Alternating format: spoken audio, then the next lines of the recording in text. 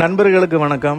Night கரெக்டாக 8 மணி இருக்குங்க. Pondicherry bus ஸ்டாண்டுக்குள்ளே ஒரு பஸ்ஸு ஆரனை அடிச்சுக்கிட்டு புழுதியை கிளப்பிக்கிட்டு வந்தாங்க. நிற்கவே இல்லை. ஆனால் அந்த பஸ்ஸு பின்னாடி அவ்வளோ பேரும் ஓடுறாங்க. நான் பஸ் ஸ்டாண்டுக்குள்ளே வந்துட்டேன், வந்து ஏறிக்கங்கன்னு சொல்கிறதுக்காக ஆரன் அடிச்சுக்கிட்டே இருக்காங்களா, இல்லை இந்த ஊருக்கு போகிற கடைசி பஸ்ஸு இதுவா, ஏன் மக்கள் இப்படி ஓடுறாங்க ஒன்றுமே புரியலை. வேகமாக வந்த பஸ்ஸு பஸ் ஸ்டாண்டோட எக்ஸிட்டோட கேட்டுக்கிட்ட போய் நின்றுச்சுங்க.